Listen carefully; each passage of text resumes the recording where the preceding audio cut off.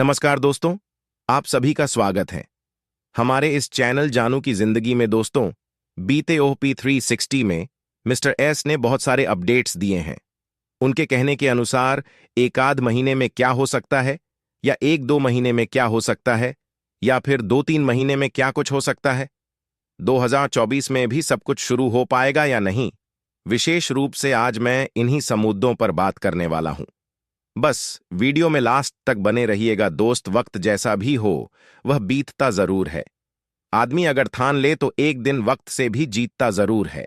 हमें साथ टूटने और बिखरने का मतलब खत्म होना ही नहीं होता। कभी कभी पूरी तरह से टूटने और बिखर जाने के बाद ही एक नई और खूबसूरत जिंदगी की शुरुआत होती है। आज अधिकांश फाउंडिंग मेंबर्स सालों से इस हफ्ते कुछ अच्छा होगा, उस महीने कुछ बेहतर होगा, कि आज उम्मीद लिए अंदर ही अंदर टूटने और बिखरने लगे हैं कि जो इतनी सारी उम्मीदें लगा ली हैं, इतने बड़े बड़े सपने संजो लिए हैं, पता नहीं वह ऑन पैसिव से कभी पूरे हो पाएगा भी या नहीं।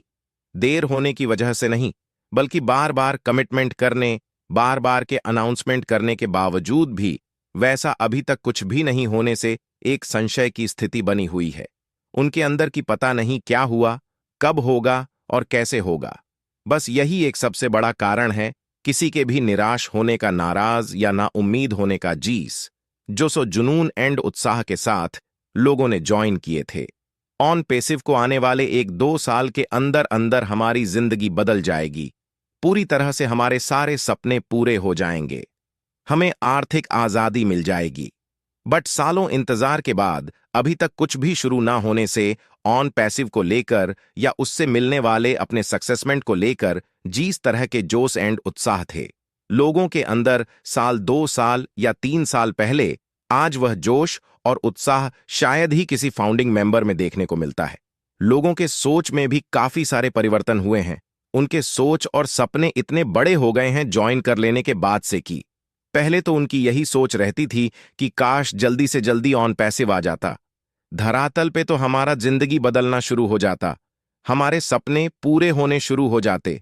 बट आज ऐसा नहीं है।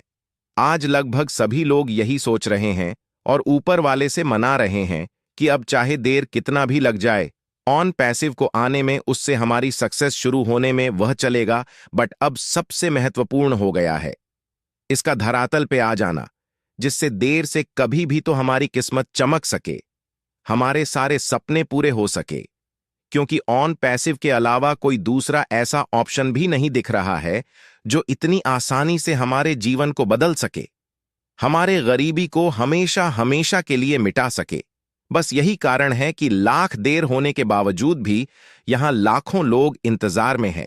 उन पैसिव से अपनी सक्सेस शुरू होने के भले देर होने से कुछ नाराजगी, कुछ टेंशन जरूर है अधिकतर फाउंडिंग मेंबर को। बट कहीं ना कहीं यह उम्मीद भी है, एक भरोसा भी है कि एक ना एक दिन वह सब कुछ होकर रहेगा जो शुरू से लेकर आज तक कहा गया है, सुना गया है। ऑन पैसिव में अगर कुछ इस तरह की उम्मीदें नहीं होती तो भला यहां लाखों लोग सालों से किस बात के और क्यों इंतजार कर रहे होते। बहुत सारी कंपनियों में इससे भी अधिक अधिक पैसों का, हम में से बहुत सारे लोगों का लॉस हो गया होगा। वहां कहां किसी को इंतजार होगा, उम्मीदें होगी अपनी जिंदगी बदलने की, अपने सपनों के पूरे होने की। लेकिन ऑन पैसिव में हमें 245 साल हो गए ज्वाइन हुए, अभी तक कभी RS1 का भी इनकम नहीं आया।